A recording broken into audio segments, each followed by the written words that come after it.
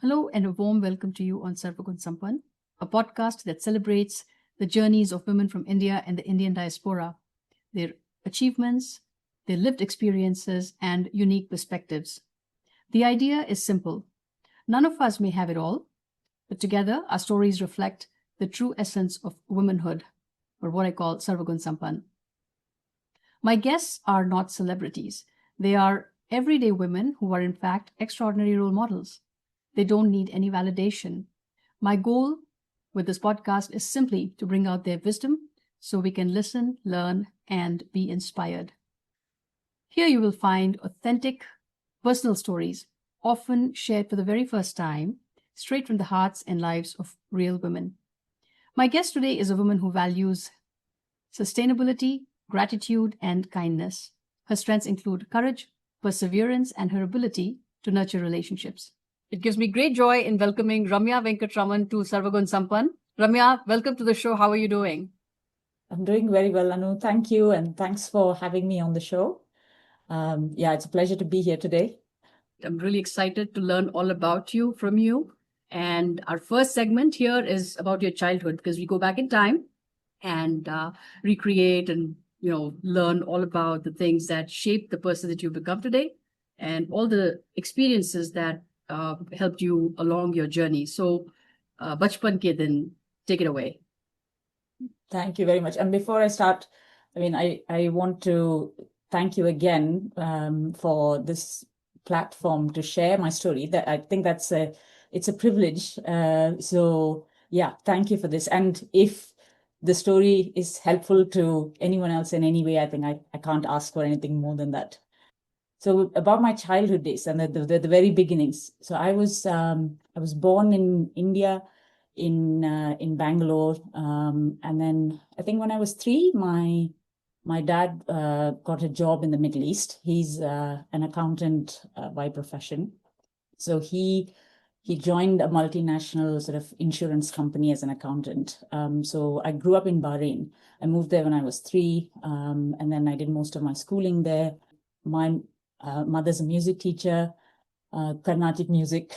She sings, she's a vocalist. A lot of my early days are, I guess, being an Indian in the Middle East is a unique experience. I went to an Indian school. So unlike in many countries, for example, in the Western world or some other countries, if you're an expat in the Middle East, and things might be changing now, I don't know, but at least at the time in the 80s and 90s, you lived in your little expat bubble.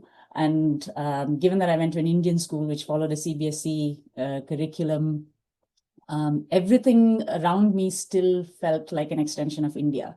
So I was probably raised in a cleaner, less crowded version of India, is how I would put it. And Bahrain was, even though it was in the Middle East, always very liberal. So different to some of the other Middle Eastern countries. So all the values and my upbringing and everything was that of any sort of very middle class South Indian families. I have a younger sister. She was born in Bahrain while we were there.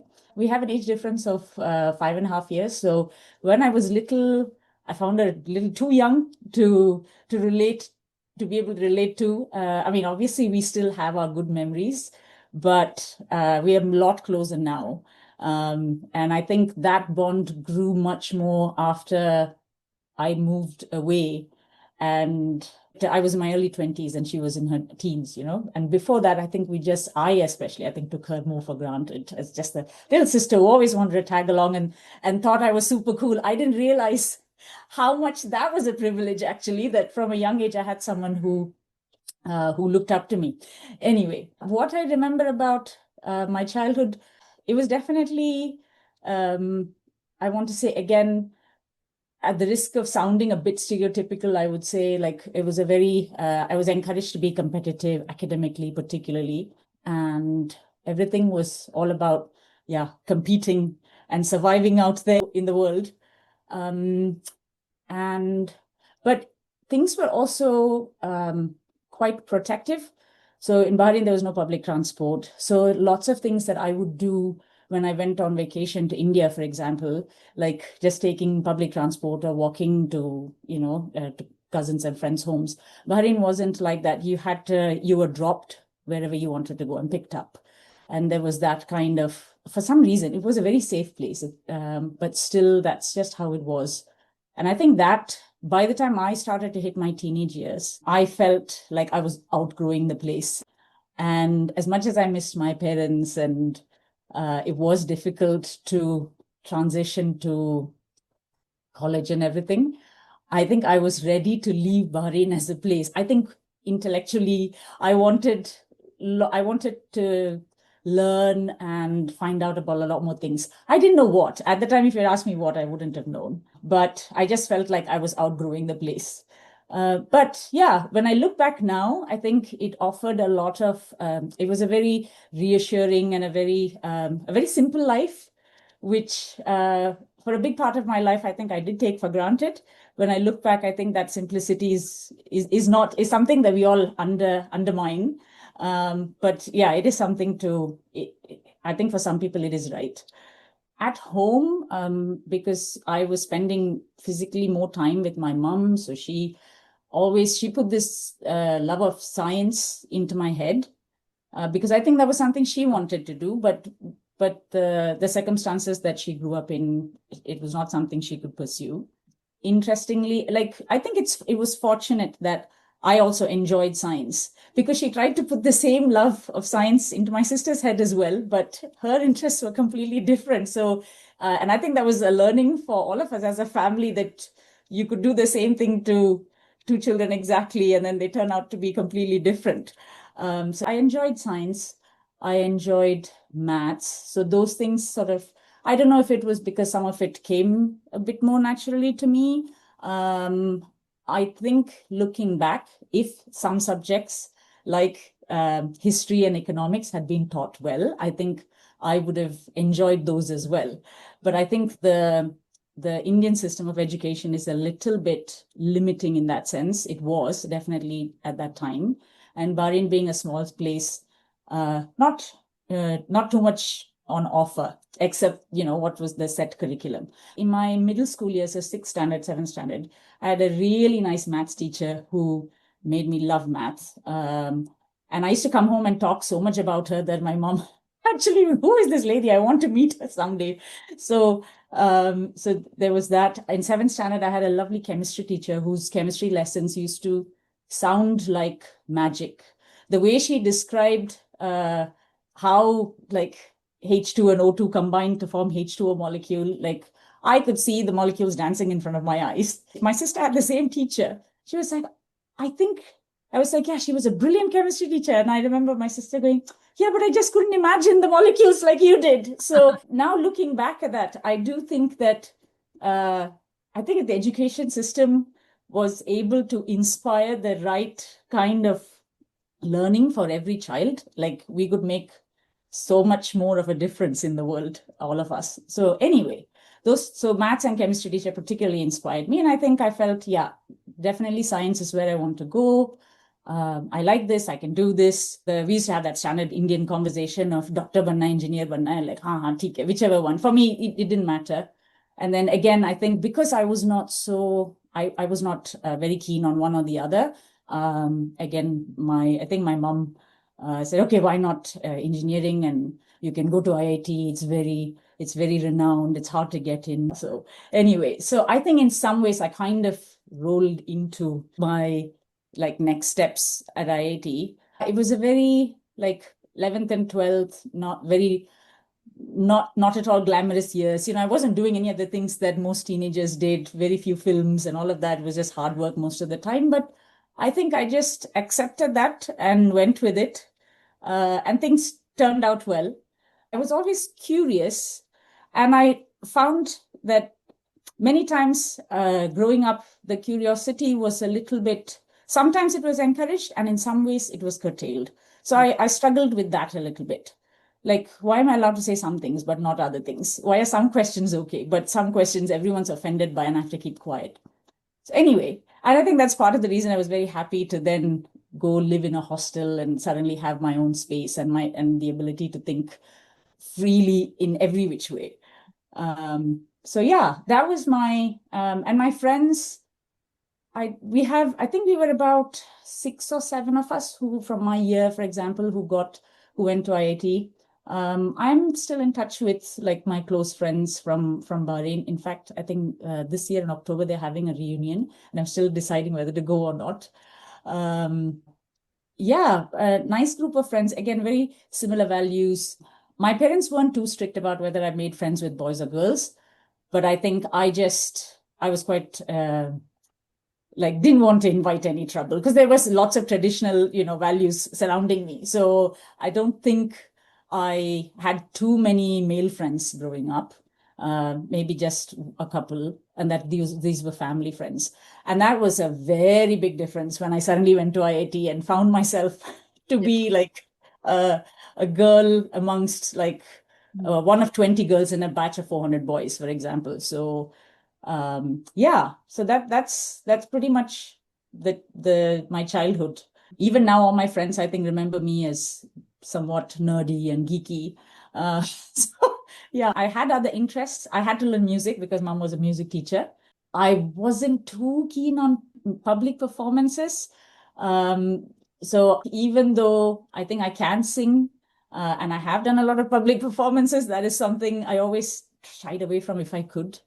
But yeah. So very good to know about the wonderful journey that you had growing up in a different country, especially in the Middle East, and learning about, I'm sure, the cultural background and the influences that place offered, but also the ability to retain your own and progress along the path. So congratulations and kudos to you for making it to IIT. And I can't wait to learn more about where life took you after your high school. So obviously your IIT journey, and then all the way through the present day, where we explore what got you interested in your field. I don't want to give too much away. I'll let you do that. So let's segue into our next segment, which is Ye Kahaan Gaye Hum.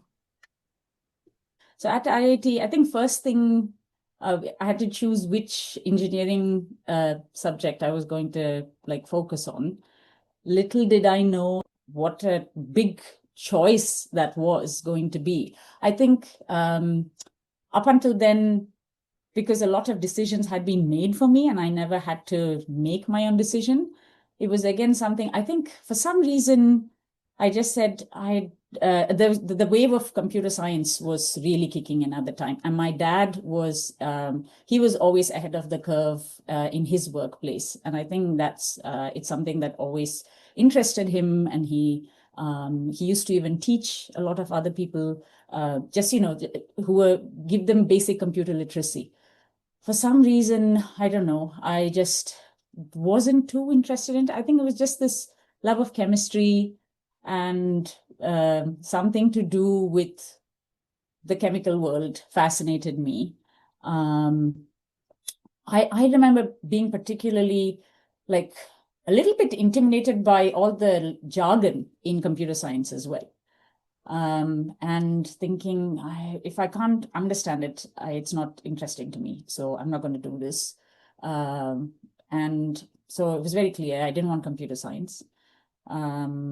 It was then I thought, okay, chemical engineering, like chemistry, it'll be fine. I think that, and then there was this one subject called energy engineering, which was only offered at IIT Kharagpur. None of the other IITs had it. I don't think they've ever had it. And it was my professor who started it. Started energy engineering in Kharagpur.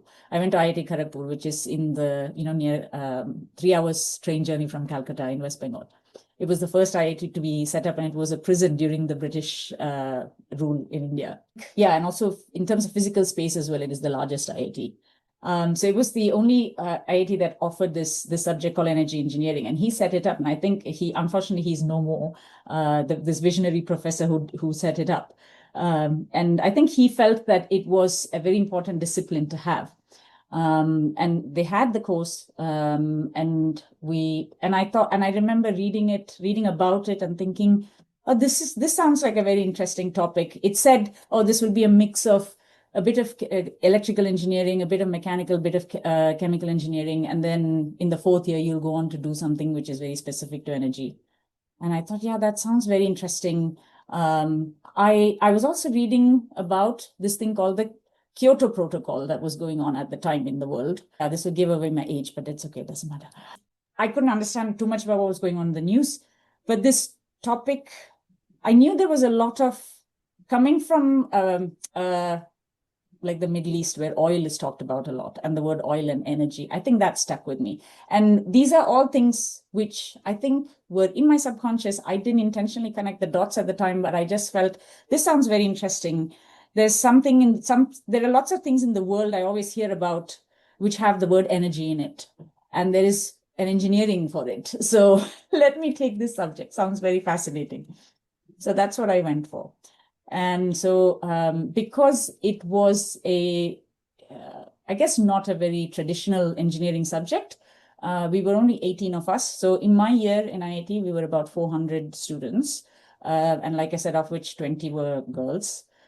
My discipline, energy engineering, we were 18, 17 boys and just me. Most of the engineering disciplines, I think number of girls is very, very few. So anyway, so went to IIT, found it extremely hard because everyone there is an absolute genius. I think I spent definitely my first and second year just trying to survive. On one side, just happy for all the freedom. But on another side, just the shock of, okay, like this is a really hard place to survive in. Everybody's super smart. I don't even know why I'm here. What am I going to do? And I think the course structure as well, I think today, had that topic been offered, I think the course structure would have been very different. At the time, we did first 2 years were like, I want to say 50% of the course was electrical engineering. Another 25% was mechanical, another 20% was chemical engineering. And the last 5% in our final year were subjects like, we learned about solar energy and a bit of wind and introduction to tidal and all of that. So all the things that are, buzzwords now. And this was a good, 20 years ago. Even though IITs are very pioneering institutes, I must say, like, if you've seen that movie, Three Idiots, that was our life. Like, literally, that was our life. And the things that Amir Khan says and, the things that he pokes fun of in the system, I think it was spot on. And obviously, and hats off to Chetan Bhagat for bringing that out as well in the book first. So we had a few inspiring professors, we used to call them profs. Anyway, and so most of us, I think, looked at it as our coming of age, like opportunity, and we just took the opportunity to learn more about ourselves and grow our, I suppose, organizing events and doing lots of extracurriculars. And of course, many of us also met our future partners there. So I met my husband at IIT. We were batchmates. He was in chemical engineering. And I think, we were all going through the same challenges at the same time, learning and growing at the same time. So that kind of shared experience brought us together. And what else about IIT? I think the fact that, I would just sum it up as the whole Three Idiots scenario. It was literally that. There, I did continue my singing. Interestingly, we used to have student body elections there. So everybody who was elected to the student body had been a male for I think in the 50 years of the institution's history. One, I think, purely because of the numbers. And and because you're so underrepresented, everyone just assumes you can't do certain things. It was the end of the first year. I thought, we might be just 5% of the population in our year, but that we're still 5%. So, and why it makes no sense that there's been no girl ever in the student body. So why don't I stand in the election for one of the positions? So I went and spoke to my seniors about it. And I remember first reaction from everybody was, are you mad? Why would you do that to yourself? You have to go to the boys' hostels and campaign. And we weren't allowed to, we were allowed to enter the foyer, but you were not allowed to enter the hostel entirely. And going into the boys' hostels and campaigning was like, yeah, that was brutal. So to go to the boys and say, why should you vote for a girl when this has never been done in 50 years of the campus history? So that was my first sort of, I want to say, first place where I learned that I like to question. It might be very stupid, but I have this stupid courage, which at times makes me go, why did I do this? But interestingly, it was also very heartening and very encouraging to see after the first few, are you mad? There were people who sat up and said, yeah, but why not? And then eventually, I think some people saw, some people had very different motivations, and there were all kinds of theories as to why a girl could stand in the election and why they should vote for her from different avenues. I won't go into all those details, but I also learned how, even at a very like college level, how messy politics is. That was also another thing I learned. As far as I was concerned, I just wanted to add value in that role. Which I thought it could, because I understood, okay, this is what is expected. And so anyway, I won in the election. So I got a spot. And along with me, another batchmate of mine, another girl, also stood in the election. So both of us won, which was excellent. The following year, she went on, my batchmate went on to have a more senior leadership position in the student body. And then I've heard that since that year, every now and again, the number of women that stood in the student body elections at IIT Kharagpur has kept rolling. So I think that was, looking back, that was a very interesting moment. My husband, at the time when we weren't dating yet, but at the time, I remember him being one of the people going, why would you do that? Like, who's going to vote for you? So anyway, happy to prove them all wrong. After IIT, there were three sort of pathways. You either did a job afterwards, or people applied for further studies like a master's in a like graduate school, either in the mostly to the US, because I think the US was associated a little bit more with the engineering disciplines. And a lot of them, and the trend of doing MBAs and going to IIMs was there. So many people did that.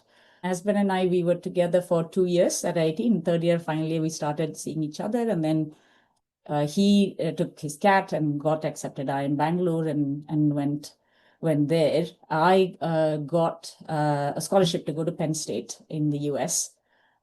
And it was in the Department of Energy and Geoenvironmental Engineering. So I stuck to the subject. I thought, no, I like this subject. I don't think I've learned enough about it. There's more that I want to explore. So I was pivoting more towards the chemical engineering side of things within the whole topic of energy. In the US, again, the path to freedom and free thinking and the invitation to ask questions and be curious, I think that continued, which I really enjoyed. But cultural differences were there. To me, the biggest difference or thing I had to learn was the speaking up. I don't think Indians are, like, at least I wasn't raised to, like I said, speak up and ask questions, question authority. It was not something that came readily to me. So that part I had to learn. I had some really good friends in the US, American girls who I befriended, who I thought it's so nice of them to make me feel so welcome. And I went with one of them for Thanksgiving in my very first year there. And I remember her mom saying, what, you're 21 and you're living so far away from your family and doing a master's, managing everything by yourself. Like, this is the first time you've left home.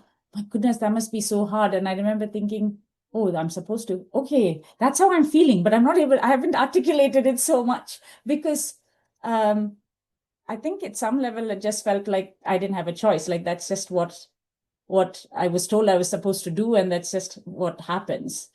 And now looking back, I think so I was lucky in some ways, because upon all of these things just fell into place in some way. Not that I didn't work hard, but I think it's much later in life that I realized, oh, okay, you can work hard, but still some things won't happen. So, and I think that lesson is very important, and that's something that I would like anyone out there to not be disheartened about. Anyway, so this was very interesting. So I did all my experiments, and all the coursework was fine. I enjoyed it. The quality of the teaching was better than what it was at IIT, so I really enjoyed that. There were some topics which I think I learned very well for the first time in the US, and I should have learned that well already in my undergrad, but I hadn't. So when it came to writing my thesis, that's when I learned there's this whole art of writing, because language and language skills and taking science and translating that to a language where everybody follows it, and telling the story of logic and experiments and analysis, that was not something I had ever done before.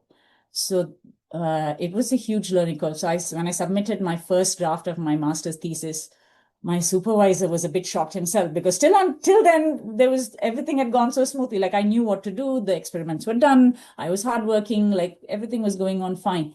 And he just there was no chat GPT at the time, so anyway, that's it's a very different discussion altogether.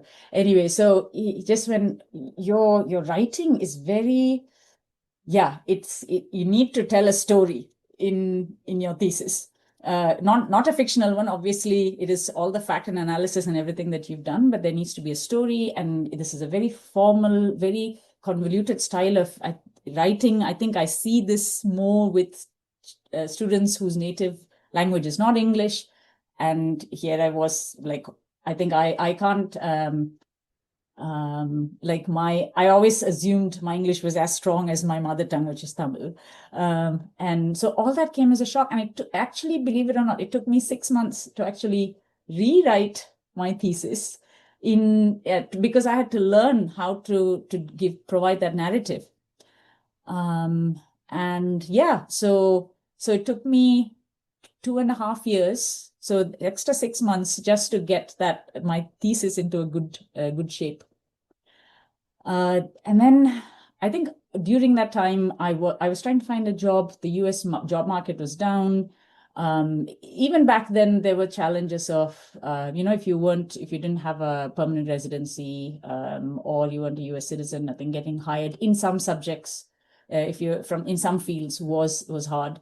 I think, and also some of the softer skills that are required to get hired get a job, I think I was still developing those. So I applied to at least 20 jobs, didn't get any of them. And then I think it was a conversation with my supervisor at the time. He said, well, do you want to do a PhD? Have you considered it? It would be an extension of your master's, and you have the skills, so why don't you think about it? And in my head, I thought, oh, okay, PhD is like a big commitment, and it's a big undertaking, and I don't think I was ready for it. But in some ways, I thought I don't have any other options. So, okay, if this is where I have skills, then let's just go for it. It buys me some time, if not anything else. My master's research work, like I said, it was all I was in the Department of Energy and Environmental Engineering at Penn State. But it was, again, the topics on offer were very broad. So I focused on, and this is partly because of the nature of the funding and the areas that my supervisor was working on, I worked on jet fuel chemistry. So very, very unique area, I suppose. So we were looking at how high temperatures, when jet engine is operating, how the high temperature and pressure environment in the jet engine impacts the chemistry of the fuel.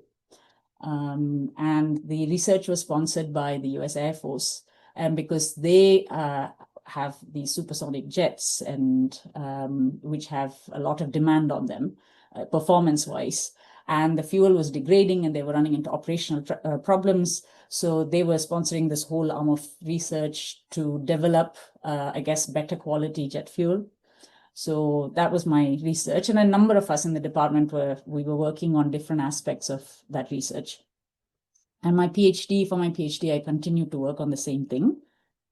Somewhere in that time, the sponsorship from the US Air Force went away and it was replaced by private sector sponsorship. So Rolls-Royce, who at the time, when it first started, I didn't know. I thought they still made cars, but then I didn't know about the fact that the cars division had been sold off.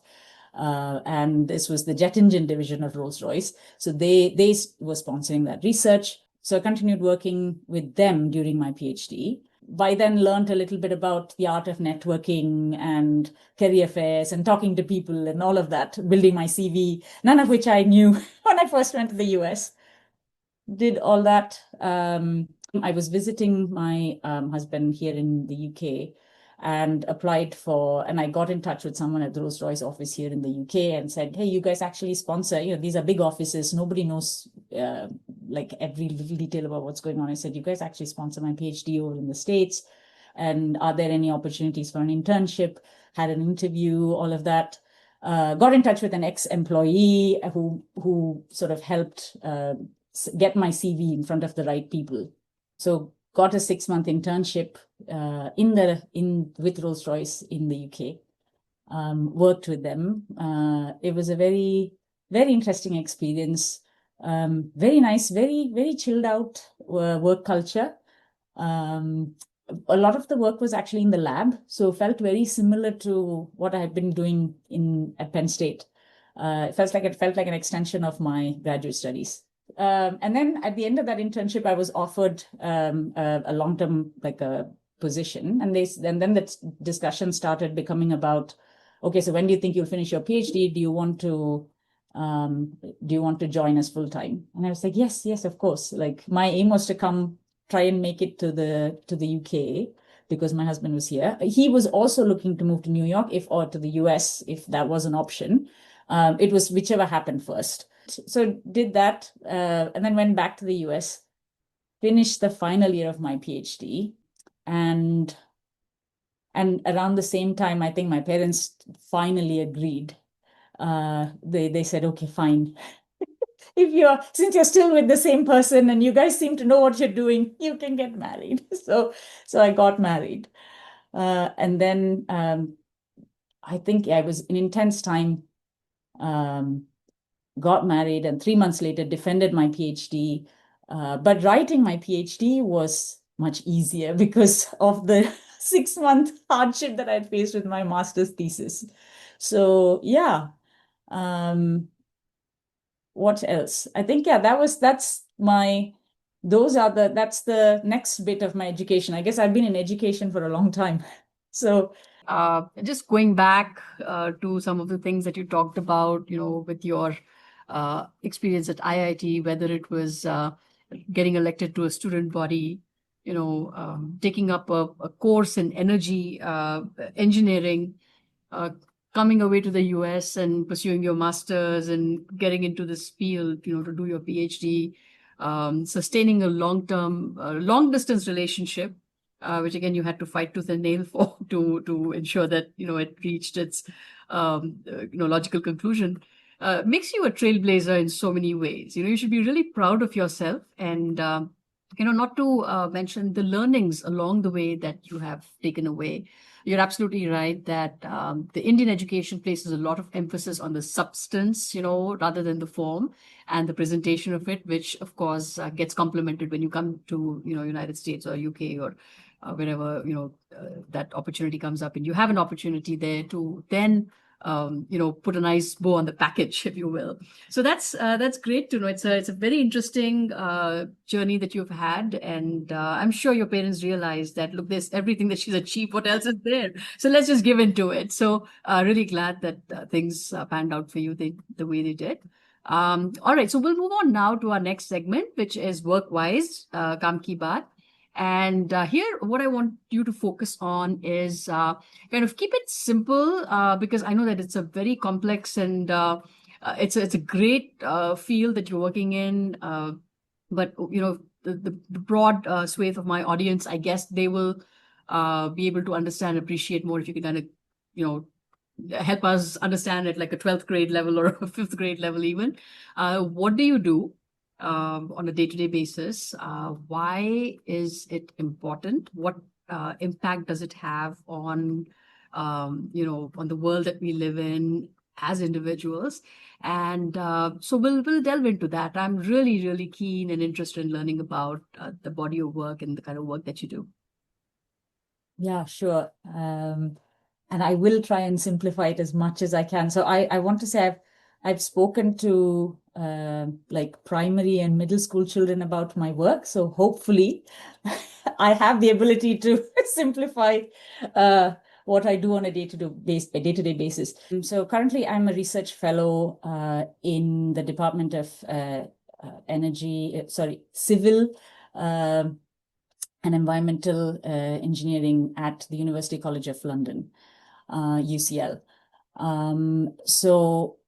And I particularly do research on finding ways to reduce waste in the world.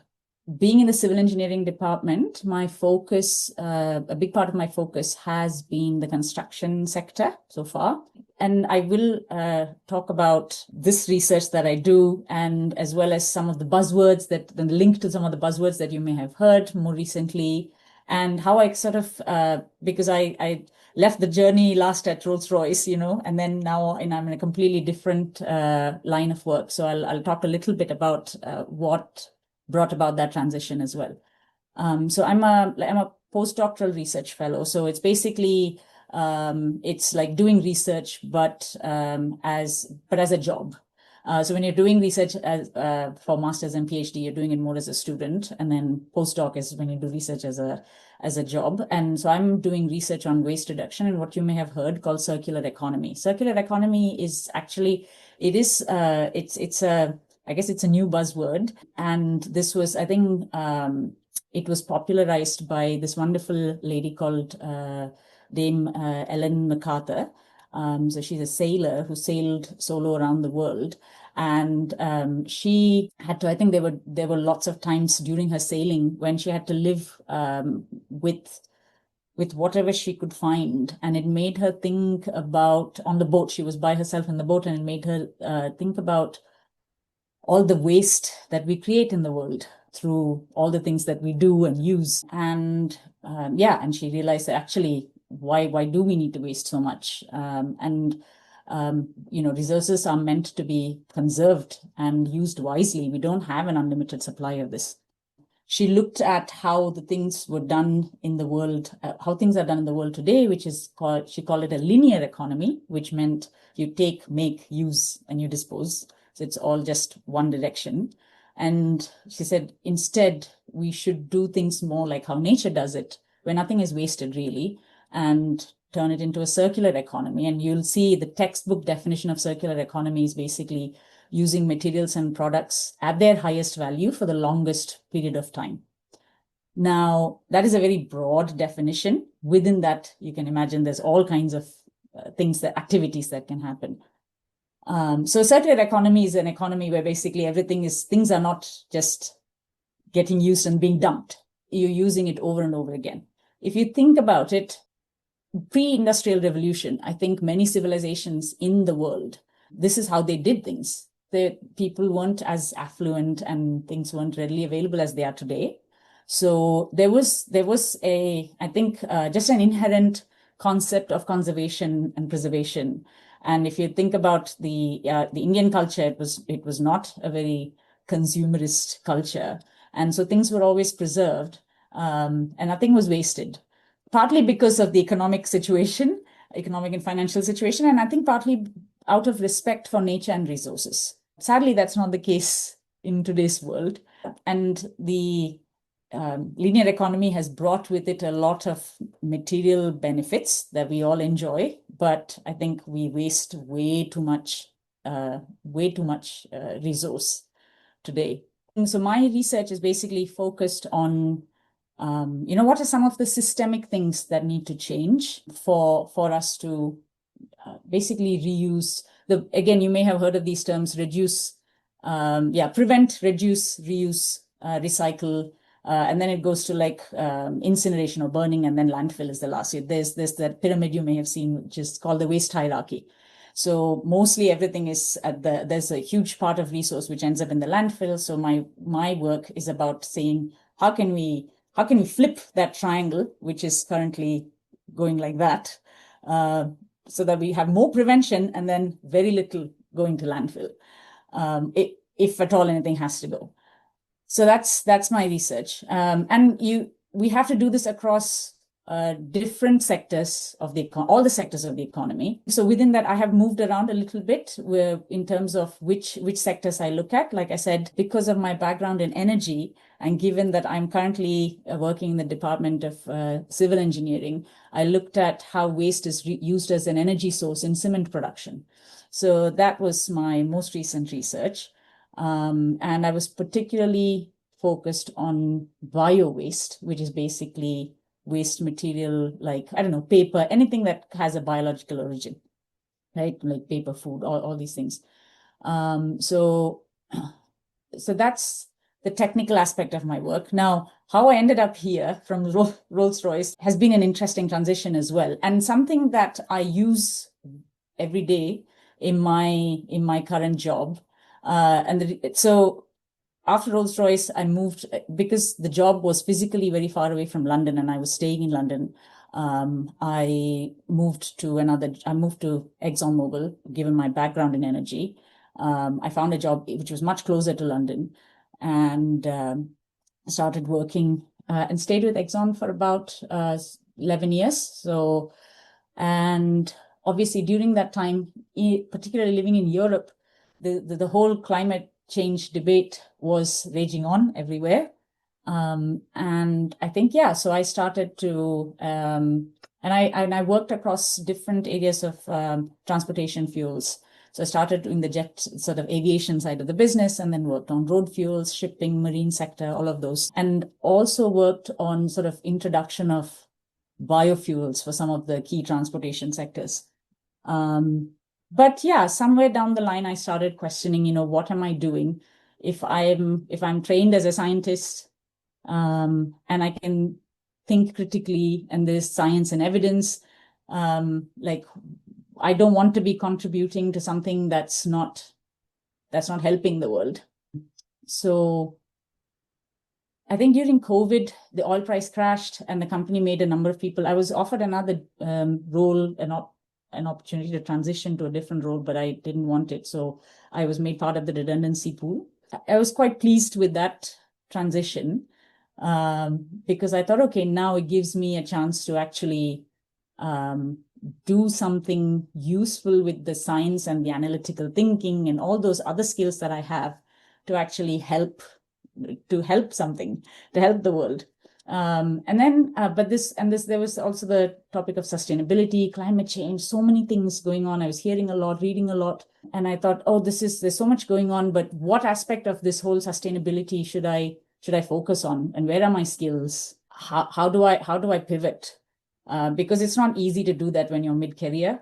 So around that time, I found a volunteering opportunity within my local government in London, where they were looking for people from the community to help them achieve the local government's net zero goals. And these are long-term goals, 2050 target, but there were certain projects and certain things that they wanted to implement. And I thought, okay, project management is something I've done at Exxon, so probably I can help them out with my skills. Also, I felt that doing it at a local government scale, it felt like a smaller scale, just a scale that I could visualize, that I felt like I could make an impact. It didn't seem overwhelming and large, and it just felt a little bit unthreatening. So, and in a nice, safe way to explore what this field was going to be. I think, some of the council members even had some hesitation. You're from an oil company, but we're going to suddenly put you in this sort of community-facing role, saying you're going to help with the net zero transition. But that was a very brief conversation. I think it just was a fleeting comment. Anyway, I spent 2 years working at a grassroots level on understanding like what are some of the, like, what is a net zero transition? What does it mean? How does it translate to a local level? I think somewhere going back to the time before I joined IIT, that whole thing of, okay, energy and politics and policy, all this was coming to the forefront again. And I realized that my interests lie much more on the interface of science and policy, and how science can inform good policy decisions as opposed to purely being in science. Because then, yeah, you influence a very different set of decisions if you focus purely on the science. So anyway, I think, and working with a local government sort of allowed me to explore that interface. And I think that was, that was a wonderful experience. While I was working in that role, I was attending an event, and I got in touch with the lady who's my supervisor at the moment at UCL. We had conversations before, but nothing materialized. And then, but suddenly, she had set up this center for circular economy, for looking at circular economy in the construction sector. And she knew about my energy background. And then I explained to her all the work that I'd been doing at a grassroots level as well. So anyway, that's how the transition happened. And there was an opening for a role, so I moved to research. I thought I'd like research, and it allows me, being at UCL. UCL has a very strong policy team. So, and I saw that they do a lot of work to influence policy. So we respond to a lot of government consultations on various policies and things like that. So it was a very nice opportunity to combine that interest in science and policy. So that's how I got into that role, and that's been the transition. And I think I find that if you've done only private, people tend to, in a nice way, everyone tends to stay along a vertical, right? Either in the private sector or public sector or research. And then I find that if you look at my CV, it may seem like there's no focus, or there's no, like, that you can't see a very clear vertical. But to me, I found that it has given me certain strengths, which, in the sense that I've seen private sector work, I've seen public sector, I've seen grassroots levels work, and it allows me to connect all of them, and it helps me to cross some interdisciplinary boundaries, which I think when you talk about the climate transition and sustainability, and you may have heard of terms like climate justice, all of these things, if you stay within the silos of a particular subject, I think you can easily lose those outside perspectives. But I find that my journey, which, I mean, every day I go through this challenge of, okay, it's gone from one thing to another thing to another thing. But then I find that if the more I connect the dots seem dispersed, but the more I connect it, the more it all comes together. I'm able to use my perspectives of doing grassroots work when I inform policy making. A lot of times there's brilliant policy written by someone sitting behind closed doors, brilliant policy maker, but then when they try to roll it out and implement it, the policies fail. But if you work at a grassroots level, you understand some of the real barriers. Also, sometimes very well-intentioned outputs and messages from scientific experiments and studies are taken and distorted completely by the time they are in the in the public view.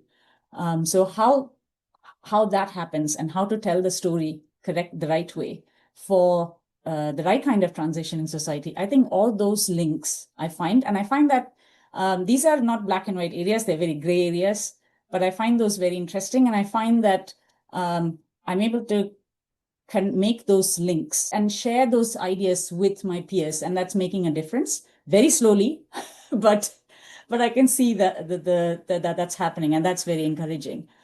So the question I have is, how many companies are even open to the idea of producing, creating things which have these principles kind of inbuilt? They're thinking about 20 years from now, not just short term, which again is it goes against everything we know about how companies operate in the short term, the profits and, reporting to the shareholders and all that.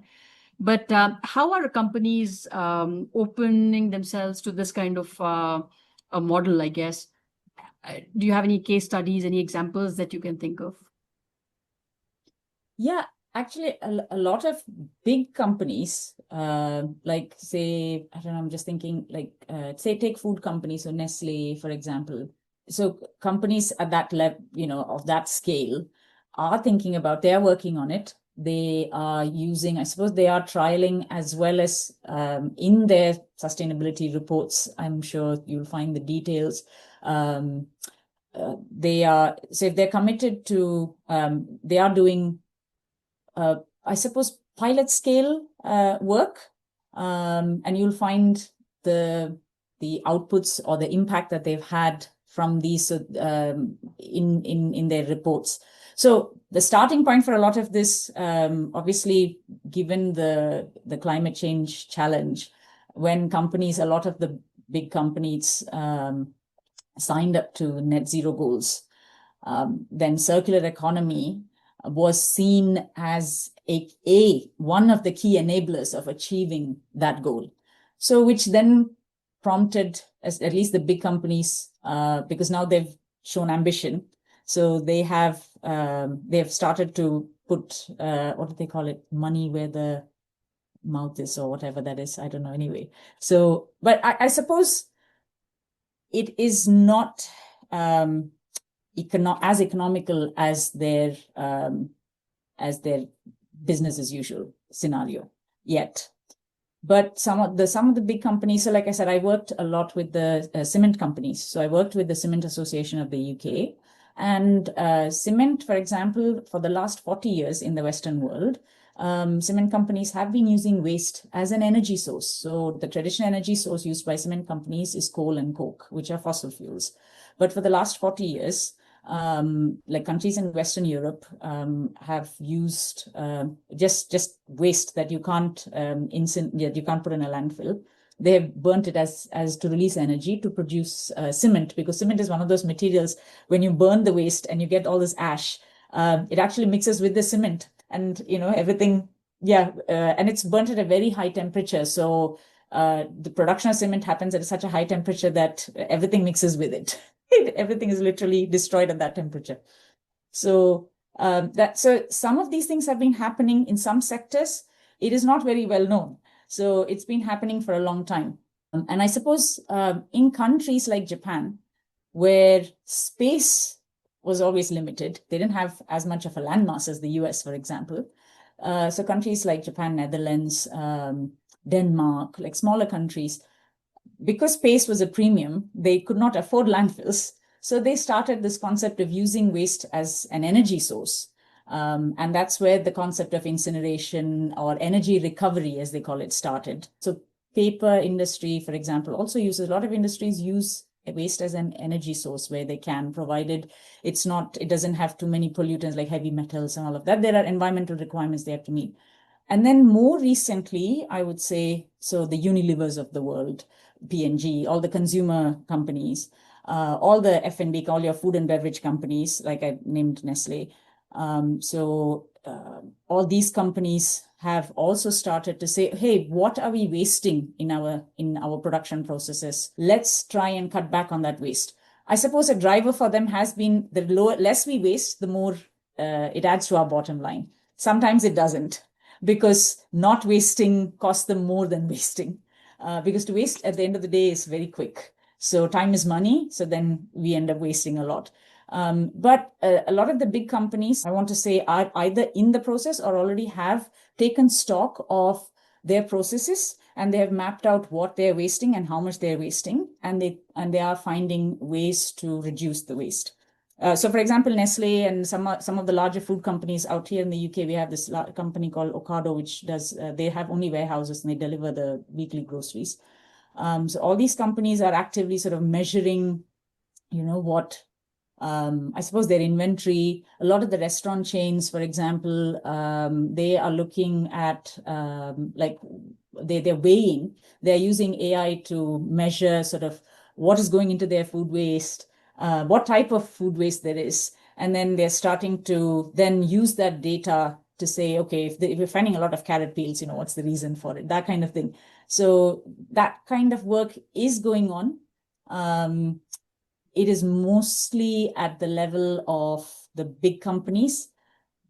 It is not at a scale that is huge compared to the profits that the company makes or the size of these companies. But it is happening. Some sectors are more forward in that regard. So, for example, in the UK, I find that the food industry is a lot more ahead of that curve compared to maybe the clothing industry. So textiles, as you know, is another huge area of waste. Again, there are a lot of the whole concept of secondhand, wearing secondhand, having clothes exchange, donating and buying from charity shops. All that is quite prevalent. If you go to any high street in the UK, you will find lots of charity shops. In fact, today, I would say compared to 10 years ago, you have at least 50% of the high street is charity shops, which means it's secondhand goods, which are in good condition compared to those first-hand or fast fashion chains. But again, because I work in this area and I've looked at a lot of the numbers, the level at which we are generating waste is so high that the number of shops we have is not enough. So a lot of it just then gets anything that the shops can't sell. They can't hold the stock forever. So they end up then giving it to a waste contractor who then ends up exporting it to some other country. So I think circular economy initiatives exist. The research is ongoing. The scale, we are nowhere close. I think Europe is definitely very much at the forefront of this transition. And like you said, there's just too much choice and too much of everything. When I look back at my own life, it was a simple upbringing, not too much choice, but was I happy? Yes. So I'm trying to tell the same thing to my children and trying to get them out of this habit of every time you go out, you need to come back with a gift like that. No, it doesn't work like that. So that was great information. And it's so interesting. I mean, the kind of work you do and the background that you have for it, especially, there's just so much potential for making change. So great to learn about it. Can you also give me some insight into the kind of jobs that this circular economy has created? If somebody is interested in pursuing this track and they don't have, let's say, a background in engineering or the kind of background that you've got in research, what are some areas of study that they can get into and then pursue this? One area of work would be the waste management sector itself, which is not a background that I had because I came from the energy sector, sort of fuels background. So, but the waste management sector, like the Veolia, Biffa, all these are big names in waste management. So their job is end of line, right? They come and, I think just look out for who's the garbage collector. It's not something that we like to think about because garbage and waste are not glamorous at all. But the whole waste management sector itself, if you think about waste as a whole, that is an area, a whole sector to consider.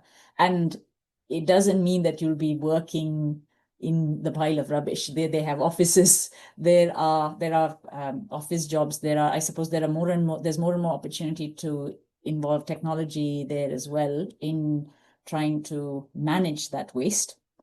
So there is the waste management sector itself. And common pathways for the waste management sector,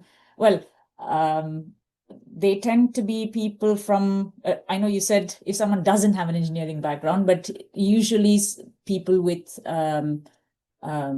they do tend, I would say, yeah, probably engineering science is a bit more of a fit there. But I would think that waste management at an entry level is probably open to other subjects as well. So even, I mean, in the UK, I've seen even people who have done, subjects like philosophy. If you can do, even if you or topics like that, which if you have common sense and you can think logically and you can follow process, I think, and you want to do something good for the planet, I think that's definitely an option. So there aren't very many hard and fast restrictions on the type of background that one needs to have to enter that kind of job. Or even if you have like a sales background, for example, because at the end of the day, the waste management companies they have contracts with the consumers and the businesses. So you have to go make those relationships. So they have jobs very similar to other industries, so similar skill sets. They also use social media for their marketing, tell the world about what they're doing, so all those jobs are available, and but it's a very separate, specific sector, which usually not many people think of. Other than that, there is a lot of opportunity for startup and, for anyone who's an innovative, creative thinker. So there are lots of, in the UK, for example, there's lots of useful apps, like there's Olio and there's Too Good To Go. These are some of the apps that have made a difference in reducing food waste, for example. So the app, so these businesses, businesses can sign up to it, and then at the end of the day, if they have sandwiches which are not sold off yet, they just post it there at a discount, and then students come and buy it at a lower price. Because when you're a student, you're usually hard pressed for money, and it's their way of. Otherwise, these things would have been thrown. This perfectly good food would have been thrown, and there are people who are going hungry. So these apps are just helping to connect those gaps, filling those gaps.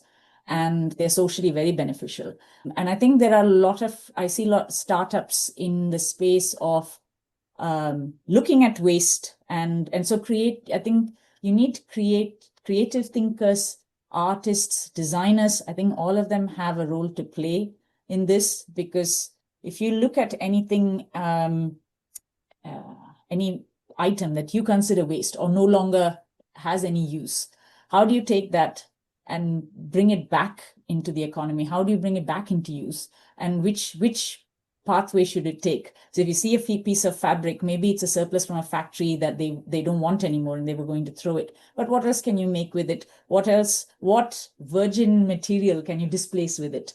So I think that takes a lot of creative thinking. And I see when I did the grassroots work, I noticed a lot of people with those creative skills. And in some ways, artists and designers, I mean, you probably have read about the battle between the artists and AI at the moment, for example. So these creative skills can be used really well for the circular economy. Now, in many aspects of the circular economy, AI is also starting to find ways. So exactly where those meet, how they interact, I don't know yet. But how we look at something and then reuse it, I think is a very creative space. And for example, we're also thinking, when I worked with a social housing estate in my local area, I was telling them about, there are lots of these fancy homes which, when they're refurbishing, they throw out entire kitchens, entire bathrooms, and the things are all intact. Why don't you use them in the construction of your social housing? And I think the person who was managing their interior design said, yeah, but then one flat would look different to the next flat and people would get upset or they wouldn't like it. I'm thinking, I don't think so. I think if someone's is going into social housing, they have other priorities than to think whether their house looks similar to their neighbors or not. And in any case, I think we need a creative designer, to come and say, okay, this is the space where this thing that has just come off can fit. Because in the linear world, you're starting from a blank sheet of paper, and designing and creating until today has always been about creating the design first and then seeing what materials can fit into it. But I think now it's a time to change. If someone is very artistic, very creative, I think they have a lot to contribute to say, these are the materials available to me now, and where can I make it fit? So you have to change how you think. And I think a lot of people out there have that capability. I'm not one of them, unfortunately, but I think there are a lot of creative minds out there, and they have a huge role to play in this transition. And just to sort of connecting what I said earlier and this, I think recently I had a chance to talk about how we use biomass waste in the UK, bio-waste in the UK, and present at the UN. And they were so the UN is at the moment very keen on getting everybody to think about waste as a resource, because we have so much of it now, and saying, let's not make the mistakes of the past. So let's think about how we use our resources, like you said, wisely, before we all go down a certain path and then think, oh my God, now we're left with this big issue. So they've created a whole resource management system and framework. So at a policy and a country level, I think those kind of frameworks exist. So if someone is more interested in contributing to that kind of work, that is another avenue, or a career path or option. The other thing I just said, at a more startup and more creative, innovative way, there are other avenues to create and contribute. And just teaching about any of this, if anyone's interested in teaching, I think learning to not be obsessed with everything shiny and new and matchy and perfect. And then to say it's okay if, the rag on that you use in your house is an old t-shirt. It's not perfectly coordinated pink rag anymore with your curtains. I think that there's a bit of education needed there, and a certain mindset change. So if anyone wants to be an activist or a teacher or someone who can get other, or an influencer who can change other people's mindset, I think there's scope for that as well. You put it really well. I think you've covered a lot of ground here, and I'm just so fascinated with where this has the potential to go. I think the younger generation, they can have so much fun with it, while trying to do the right thing. They can also explore so many different career fields, areas of study, and incorporate this kind of thinking. Like you said, it requires a mindset shift, but it's possible to do that. But it just opens up a world of opportunities for people who are creative, who are innovative. And in this day and age of social media, AI, they can take advantage of that. I mean, just plugging in keywords into AI and saying, what is the scope of wastage here and how can we redo it? I mean, that just opens up an entirely different set of possibilities in the world that we live in. And it's so promising. It's so exciting. Thank you so much. Yeah, I think that's what keeps me going every day. So. No, this is great. Thank you so much for sharing, a snippet of the wealth of information and knowledge that you have. And I really hope it excites and kindles interest in my audience who are watching this and start thinking about this field, because a lot of parents at one point wanted their kids to get into computer sciences. And now that they know with AI, things are bound to change. We don't know where the jobs will go and what jobs will be impacted, though we're beginning to, that information is trickling in, but we just don't know what the future holds. But what is definitely certain is that we will not stop consuming for as long as the human species is around. And but how can we mitigate the evil impact of overconsumption? So I think that that is definitely food for thought and some great information that came our way through you. So thank you so much. We'll now move on to our next segment, which is your X Factor.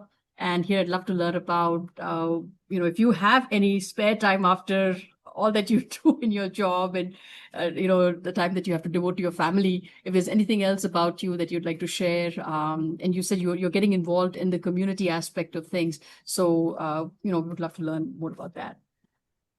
Yeah, sure. So, before I joined UCL, like I said, I spent time at a grassroots level, and then I continue to do that work alongside my research, because I find that the two inform each other in a very mutually beneficial way. So it's very useful, and also I found that I draw a lot of strength and encouragement from a lot of the people that I meet in the community. I support some of the, currently I'm supporting two, I want to say, very early stage startups who are working on textile waste reduction. So I help them just in whatever capacity I can. So for one of them, I'm writing the funding applications. So one of them is registered as a charity. The other is a for-profit business. So the people who are leading the organizations are more designers, and they're more, technical and creative. And whereas I have a bit more of the process operational kind of experience, so I'm contributing that. And I try and help them, like I said, like network or find connections. We're trying to find opportunities for funding for both of them. I suppose if you're a charity, I know that public sector funding is more readily available. So that is an avenue. Whereas if you're a startup, you have to go to a private investor, and that's a different ball game. But yeah, we're trying to navigate those pathways. There are challenges. I guess every day I hear about people wanting to make sustainable choices, but it's not the cheapest. So as soon as they have a sustainable versus an unsustainable choice in front of them, I think the economics always wins. So we come up against that all the time. And again, people would probably make a sustainable choice if it has something to do with the big brand name. Whereas if it's a new name, they're not too interested in this. So I'm trying to help actually do some on the ground work. It helps me understand what are the barriers that these organizations are facing. And it helps me inform the policymakers about those barriers. Because on one side, we've got policymakers saying, what are barriers and what are some of the enablers? What do you want us to do? So this is, you can put them, you can connect the two. And then there is a local charity here in my area called Sustainable Merton. So I work with them as well. So they are a much broader sustainability charity. And they work on different aspects of sustainability, which includes waste reduction. So they also look at greening of spaces, food growing, and all of those things. So some of the other wider sustainability issues at a local level. So I support them. I'm trying to get sort of private schools in the area to support them, for example, as a funding source. Talking to the schools and the kids. I think that's something I enjoy. And so I've gone to my son's school to speak about sustainability and the work that I do. And actually, in a nice way, yes, one of the moms in the school did say, oh, okay, I didn't even know that there were career choices like this. So, which was nice to hear. It's nice to hear that people have an open mind. But talking to the kids and trying to get them to think, question, and just give them a different perspective. I find even when I'm talking to them, you can see their expressions changing. And I think that is that's very heartening to see. And I really enjoy that. So yeah, a lot of advocacy work at a grassroots level. And then basically trying to help the small organizations who are making a difference at the ground level. I would say that's my X factor as well. I like to nurture the relationships that I value. And at the grassroots level, I find that there are a lot of people who are a lot less privileged than I am, but still, every day morning they wake up and they are ready to go. And so if I'm not having a great day, those are the people I draw a lot of strength from. So that is something that I keep continue to do and will continue to do. That's very inspirational, so what you're doing, essentially, all the knowledge and all the skills and all the learnings that you've had, you're actually taking it into the community and helping these organizations. So I think the one takeaway is that people in other fields also could be doing something similar. So if you are working in technology and you've got that desire to give back to your community, do something meaningful, then you've got organizations that are probably grappling with issues of how do we refurbish this, set of computers? How can we take them and, perhaps use them as resources in underprivileged communities or children who don't have access to technology? And, how can you help them learn through that? So, you can think about those things, and not just in one field, but probably across every field. So take your knowledge. You don't have to do something that you're not comfortable with or have no idea about. You can actually use your existing skills and learnings to create an impact in the place that you're living in, within the same community, perhaps. What I want to learn as we wrap up this session is, what do you do for yourself on a day-to-day basis, or whenever you have the time to nurture yourself at a mental, physical, spiritual, and emotional level? What do you do to take care of yourself? Some things I do to take care of myself. I like running. I do that and swimming. I like water. So, and then going to the gym with my family. I think it's just, I used to be much more irregular. With age, I find that I am able to be a bit more disciplined, or at least I'm forcing myself somehow. And now that my kids are older, I think we all do it as a group, so that helps. I feel that I need it more, so maybe that's another reason.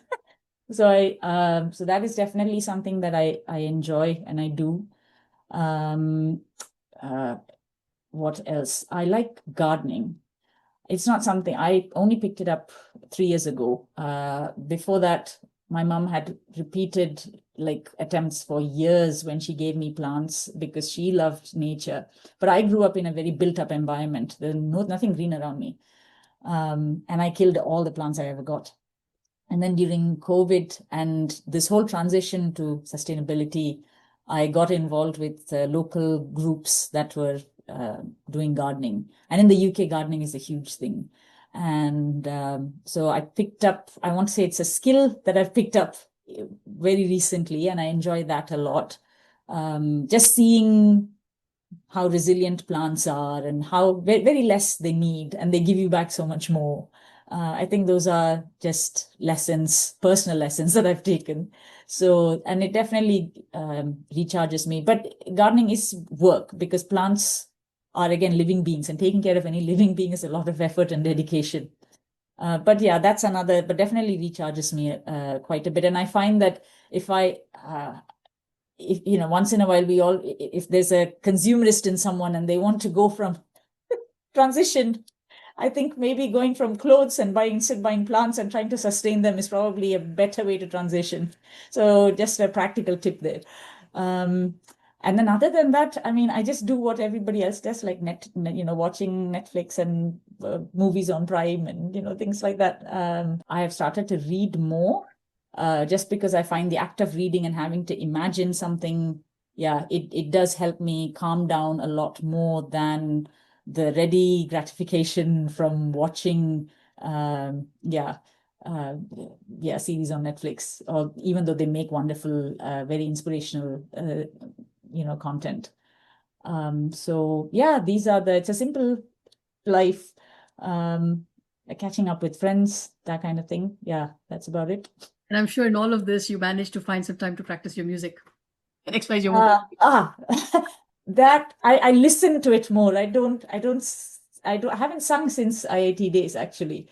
I think the first chance that I had to step away from public performance, I said, okay, let me just keep it to myself. But when if we're celebrating some special festival at home, I'll sing a song, but that's about it. I think I like the fact that I can appreciate music in a deeper way. But that's about it. Yeah. It's been such a pleasure, enjoy connecting with you, getting to know about who you are and all the wonderful, amazing things you've accomplished. You're such a great achiever, but the kind of work you're doing, your motivation and intention is also spot on. It's such a need of the hour. Before we wrap up, any final parting words for our audience? Oh, wow. To the Indian audience, I want to say if their upbringing is anything like mine, and if they can relate to the story, I would say, I think if, don't let the curiosity in you die down. Don't give up on critical thinking. The world around us may not always encourage that. But I think it's very important at every stage of life. Not giving up on, or not feeling discouraged when you feel like you're sitting in periods of uncertainty in your life. And I think I've come across that time and again, and facing challenges, and then just believing and saying, yeah, ho jayega. I think it's very important. I find that we are in an age of instant gratification in many ways. And when we don't see that, there might be a sense of panic, which I hope people don't get because it's not needed. That's the only like, not advice, because everybody has their own wisdom and their own pathway. But I think that's the only parting words that I would leave the conversation with. And, that message is taken very well, especially it comes from a place of experience, firsthand experience, whatever you've spoken about and your own journey and your life lessons. I think you've shared something very invaluable, which I'm sure a lot of parents, especially in my audience, will appreciate. What a remarkable journey you've had, Ramya, and it's been great, again, listening to your story and learning from you. I want to thank you from the bottom of my heart for being my guest and gracing this podcast with your presence. Thank you so much for coming. Thank you, Anu. It's been a pleasure today. So thanks a lot.